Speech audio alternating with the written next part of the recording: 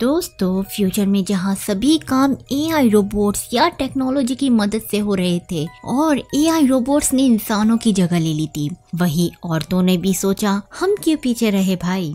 और अब बच्चे माँ की कोख में नहीं बल्कि एआई कोख में, जो एक एग कैप्सूल की तरह लगती थी, उसमें पैदा हो रहे थे। कैसी होगी ये दुनिया, हम देखेंगे इस वीडियो में। मैं हूँ नेहा और आज की मूवी एक्सप्लेनेशन शुरू करते हैं। मूवी की स्टार्टिंग में हम रेचल को देखते हैं जो अपने लग्जरियस अपार्टमेंट में उठी है, जो कि फुल्ली एआई कंट्रोल था। रेचल का एआई सिस्टम उसका घर ही नहीं बल्कि उसे भी कंट्रोल करता था, मतलब उसकी मदद करता था। लाइक उसका पर्सनल डॉक्टर जो कि उसकी हेल्थ और मेंटल कंडीशन की डेली अपडेट्स बताता, उसका कुक जो उसे बनी बनाई कॉफी भी सर्व करता, और फैशन एक्सपर्ट भी जो उसे आउटफिट ऑफ द डे भी निकाल कर देता। और भाई जिंदगी में क्या ही चाहिए। अब रेचल तैयार होकर ऑफिस निकल जाती है। जाने से पहले वो अपने हस्बैंड एलवी को नींद से बड़े प्यार से उठा कर जाती है। ये काम भी एआई से ही करवा लेती। खैर, वैसे एआई का वीआईपी ट्रीटमेंट रेचल के लिए ही नहीं बल्कि एलवी के लिए भी सेम ही था। एलवी तैयार होने के बाद अपने होम ग्रीन सेंटर में काम करने चला जाता है। एलवी को अभी भी नेचर और नेचुरल चीजों से बड़ा लगाव था। इधर रेचल अपने ऑफिस में प्रेजेंटेशन दे रही थी जिसमें वो छोटे छोटे एआई रोबोट्स दिखाती है जो आगे जाकर सुपरवाइजर बनेंगे।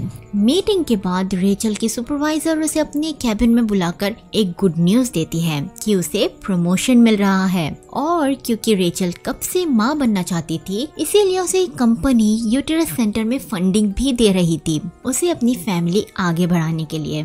इससे रेचल तो काफी खुश हो जाती है। उसे जो चाहिए था वही तो हो रहा था। उसके बाद रेचल को काम करते हुए यूटेरस सेंटर से मैसेज मिलता है जिसमें उसके लिए पोजीशन खुल गई थी। फिर वो अगले दिन का अपॉइंटमेंट फिक्स कर लेते हैं। रेचल एक कंफर्ट चेयर पर आराम करते हुए अपने फ्यूचर बेबी के सपने देखना शुरू कर देती है। इधर एलवी अपने बोटैनिकल गार्डन में क्लास ले रहा था जहाँ वो अपने स्टूडेंट्स को उसका नेचुरली ग्रो किया हुआ फिग फ्रूट बताता है। हैरानी की बात थी कि उनमें से कोई भी नेचुरल चीजों में इंटरेस्ट नहीं ले रहा था और सभी उसे टेस्ट करने से डर रहे थे। फाइनली एक स्टूडेंट हिम्मत करके उसे टेस्ट करता है। वो मुंह तो ऐसे बना रहा था जैसे उसने क्या ही खा लिया हो। रेचल अपनी कलीग फ्रेंड एलिस से मिलकर सारी बातें शेयर करती है। वो उसे बताती है कि उसने अभी तक एलवी को कुछ नहीं बताया क्योंकि एलवी नेचुरली कंसीव करने में ज्यादा बिलीव रखता था और उसे कुछ कहने से पहले उसे अपने एआई रोबोट कंसल्टेंट से पूछना होगा।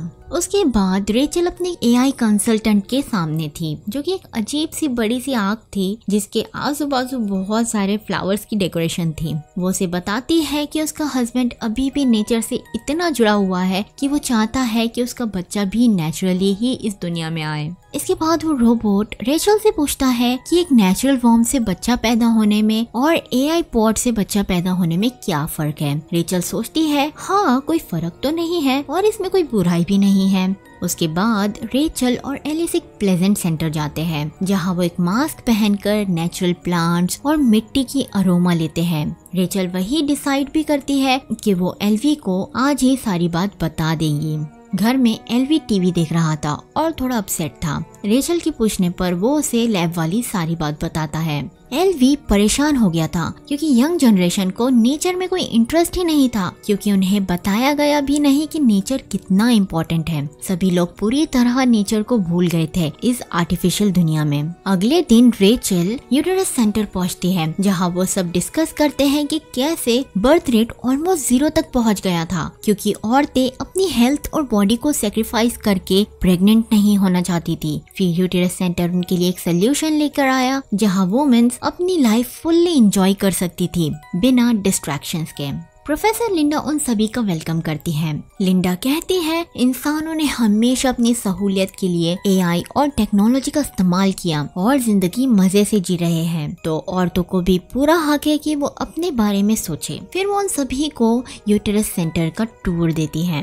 वो उन्हें एक शेप का कैप्सूल बताती है जो कि एआई वॉर्म था और इसी में ही बच्चा डेवलप भी होगा। अगर पेरेंट्स बिजी है तो वो इस कैप्सूल को कहीं से भी कंट्रोल कर सकते हैं। एक ऐप के थ्रू। वो चाहे तो बेबी को कोई भी म्यूजिक, ऑडियो बुक और इनफैक्ट फीड भी कर सकते हैं और बेबी की ग्रोथ पर नजर भी रख सकते हैं। उसके बाद लिंडा बताती है कि पॉड में बेबी डेवलप करने में सबसे अच्छी बात यह है कि बेबी बाहर की टॉक्सिन हवा और वायरस से बिल्कुल सेफ है। उसके बाद लिंडा रेचल को फीस का फॉर्म देती है फिल करने के लिए, लेकिन उसके पहले रेचल को एल्वी से बात करनी होगी। घर पहुंच के रेचल हिम्मत करके एल्वी को बता ही देती है कि वो एक बच्चा करना चाहती है, वो भी एआई पॉड में। एल्वी ऑब्वियसली उससे नाराज होता है क्योंकि उसने इतना बड़ा डिसीजन अकेले ही ले लिया और तो और वो यूटेरस सेंटर भी चली गई उसे बिना बताए। रेचल उसे माफी मांगती है और एल्वी थोड़ा शांत होता है। वो दोनों एलिस और उसके हस्बैंड के पास डिस्कस करने जाते हैं। एलिस तो बड़ी एक्साइटेड होकर एआई पॉड के जरिए बच्चे पैदा होने के फायदे गिनवा रही थी। वो कहती है कि ये बहुत आसान और पेनलेस मेथड है। वो बहुत कॉन्फिडेंट और इन्फ्लुएंस्ड भी थी इस प्रोसेस को लेकर। उसके हस्बैंड का भी कुछ यही हाल था। उसने तो अपने लिए बेल्ट भी ला लिया था जिसमें वो एक्सेल कैरी करेगा। एल्वी अभी भी इस बात को मानने के लिए तैयार नहीं था। उसका तो सोच सोच के हाल बुरा हो रहा था कि उसका बेबी एक प्लास्टिक के पॉड में बंद रहेगा। रेचल उसे कन्विंस करने की कोशिश करती है कि पॉड एक नेचुरल वॉर्म की तरह है, बट एल्वी किसी भी हाल में अपने बच्चे को एक प्लास्टिक के डब्बे में पैकेज नहीं करना चाहता था। उसके बाद रेचल उसे वही एआई साइकोलॉजिस्ट के पास ले जाती है। उससे बातचीत करने के बाद एल्वी रेचल की खुशी के लिए जैसे तैसे मान ही जाता है। अगले ही दिन वो सेंटर जाकर सारी फॉर्मेलिटीज पूरी करते हैं। रेचल एल्वी को बेबी का बायोलॉजिकल फादर चुनती है और रेचल के पास ये भी ऑप्शन था कि वो बेबी का जेंडर भी डिसाइड कर सकती थी, लेकिन वो उसका जेंडर किस्मत पर छोड़ देती है। उसके बाद लिंडा उन्हें एक प्रोजेक्शन रूम में ले जाती है और पूरा फर्टिलाइजेशन प्रोसेस बताते हैं। उसके बाद उन्हें एम्ब्रियो भी दिखाया जाता है ताकि वो बच्चे से और कनेक्ट हो पाए। घर आकर रेचल उसके पेरेंट्स को खुशखबरी देती है। उसके पेरेंट्स भी उनके लिए काफी खुश थे। रेचल के डैड एल्वी को आइलैंड वाला घर बेचने की सलाह देते हैं क्योंकि वो कई सालों से वैसे ही पड़ा हुआ था और कोई वहाँ नहीं जाता था, लेकिन एल्वी उसे बेचना नहीं चाहता था। अगले कुछ दिनों तक रेचल और एल्वी अपने अपने काम में बिजी रहते हैं और उनका कैप्सूल जब तक सेंटर में ही था। कुछ दिन बाद कैप्सूल ऐप से कनेक्ट हो जाता है। रेचल बेबी के लिए म्यूजिक सेलेक्ट करती है। एक दिन रेचल बेबी को कैप्सूल में देखने की कोशिश करती है, लेकिन उससे कहा जाता है कि बेबी को एटलीस्ट 9 वीक्स तक कम्प्लीटली अंधेरे में ही रहना होगा, वही उसके लिए बेहतर है। तब तक वो उसे नहीं देख सकती। उसके बाद रेचल को अजीब अजीब सपने आना शुरू हो गए थे। वो अपने एआई साइकोलॉजिस्ट से इस बारे में डिस्कस करती है, लेकिन वो कहता है कि सपनों का कोई मतलब ही नहीं होता तो वो कुछ नहीं कर सकता। फाइनली वो टाइम भी आ जाता है जब रेचल और एल्वी बेबी की हार्ट बीट सुन पाते हैं और लिंडा उन्हें कैप्सूल घर ले जाने की परमिशन भी दे देती है। रेचल और एल्वी बहुत खुश थे। वो बेबी के लिए रूम डेकोरेट करने लग जाते हैं और एल्वी बड़े प्यार से एक प्लांट को रूम में रख देता है, जिस पर रेचल उसे कहती है कि वहाँ ना होलोग्राम रखना चाहिए। एल्वी इस बात से चिढ़कर वहाँ से जाने लगता है और कहता है कि वो अपने आइलैंड वाले घर पर इस प्लांट को जरूर लगाएगा, जिस पर रेचल उसे फिर से सजेस्ट करती है कि वो घर उसे बेच देना चाहिए क्योंकि वो वहाँ कभी नहीं जाएंगे और वहाँ कोई जाना भी क्यों चाहेगा इतनी आलीशान और लग्जूरियस जिंदगी छोड़ के। एल्वी गुस्से में रेचल से कहता है कि वो अपने बच्चे को इस प्लास्टिक की दुनिया में कभी बड़ा नहीं होने देगा। अगले दिन रेचल एक प्रेग्नेंट लेडी को देखकर बहुत खुश होती है। वो उसके टमी को हाथ लगाकर बेबी को फील भी करती है। रात में वो दोनों हस्बैंड वाइफ कैप्सूल को अपने बेडरूम में ले आए थे क्योंकि वो बेबी के साथ ज्यादा से ज्यादा वक्त बिताना चाहते थे। हालांकि कुछ देर में एल्वी अनकंफर्टेबल होकर कैप्सूल को वापस बेबी रूम में रख के आ जाता है। थोड़ी देर बाद कैप्सूल से आवाज आनी शुरू हो जाती है जो कि हंगर अलार्म था। फिर वो बेबी को फीड करते हैं। कुछ दिनों बाद दोनों सेंटर पर जाते हैं जहां उन्हें पेरेंटिंग टूर दिया जाता है। लिंडा उन्हें कुछ बच्चे भी बताती है जो एक्टिविटी कर रहे थे। वैसे वो एक्टिविटी कम कर रहे थे, बस ओपिनियन ही दे रहे थे और सारा काम मशीन से कर रही थी। एक कपल लिंडा से सपनों को लेकर सवाल करता है जो बच्चों को आ रहे थे। लिंडा उन्हें बताती है कि उन्होंने बेबीज के अंदर से ड्रीम्स देखने की एबिलिटी खत्म कर दी है क्योंकि वो कुछ यूजफुल नहीं होते। एक दिन एल्वी अपने ग्रीन होम में काम कर रहा था, तभी उसे कैप्सूल से सिग्नल मिलता है। वो बेबी को फीड करता है। एल्वी बेबी से बातें करना शुरू करता है। अब एल्वी कैप्सूल को हमेशा अपने साथ रखता, उसे बुक्स पढ़ के सुनाता, उसे अपने प्लान्स बताता और उसे अपने पास लेकर भी सोता। एल्वी की बॉन्डिंग कैप्सूल से स्ट्रॉन्ग हो रही थी और वो उसे काम की जगह भी ले जाता। एक दिन एल्वी अपने स्टूडेंट्स को कहता है कि वो ट्रीज को हग करे और उन्हें फील करे, उसकी महक को फील करे और अपने दिमाग को शांत करे।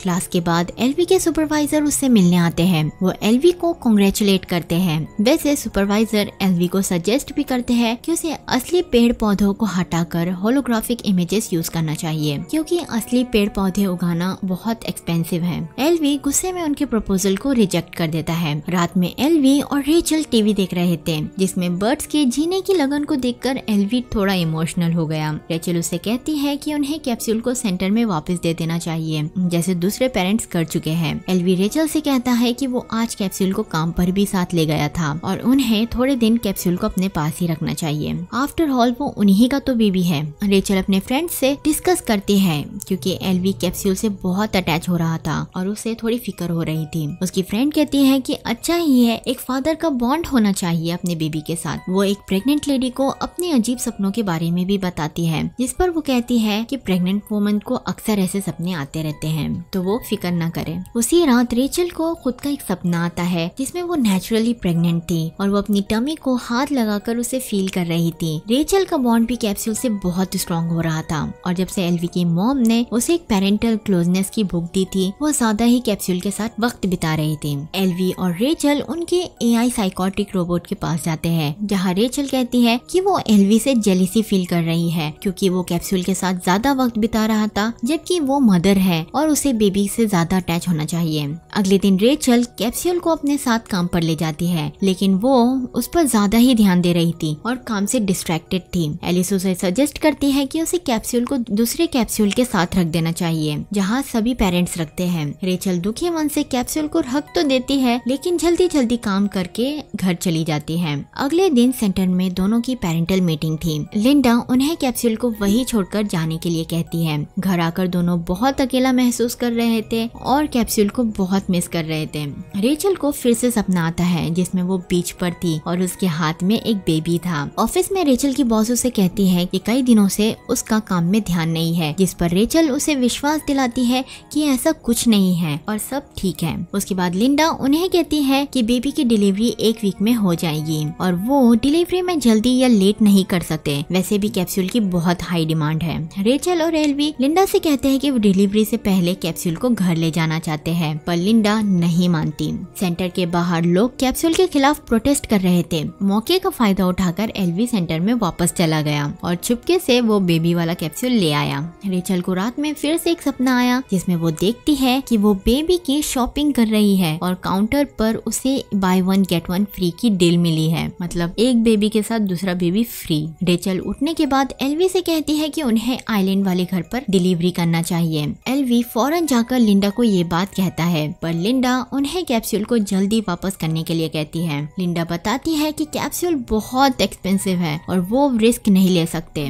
तो उन्हें जल्दी कैप्सूल को वापस करना होगा। वो उसे वार्न भी करती है, लेकिन फिर भी एल्वी और रेचल उसी आइलैंड वाले घर के लिए निकल जाते हैं। रेचल नेचर को फील करके बहुत खुश थी। वो जंगल से होते हुए अपने घर तक जाते हैं। समंदर किनारे बीच पर बैठकर नेचर को महसूस करते हैं। रेचल को एहसास होता है कि एल्वी कितना सही था। बर्थ से 48 घंटे पहले कैप्सूल बंद हो जाता है। रेचल पैनिक करने लगती है, लेकिन एल्वी उसे शांत करता है और कहता है कि अभी भी 48 घंटे है, उन्हें बेबी पर भरोसा रखना चाहिए। 48 घंटे होने पर लेबर का वक्त आ गया था, लेकिन कैप्सूल ओपन ही नहीं हो रहा था। वो बहुत पैनिक करने लगते हैं। एल्वी एक हैमर से कैप्सूल को खोलता है और उसमें से एक प्यारे से छोटे से बच्चे को निकालता है। दोनों अपने बेटे को पाकर बहुत खुश थे। अगले ही दिन रेचल पोस्ट ऑफिस जाकर कैप्सूल को सेंटर में वापस भेज देती है और ये मूवी यही खत्म हो जाती है। चलिए दोस्तों, आज की वीडियो में बस इतना ही। मिलती हूँ अगली वीडियो में। जब तक के लिए मेरे चैनल को सब्सक्राइब करिए।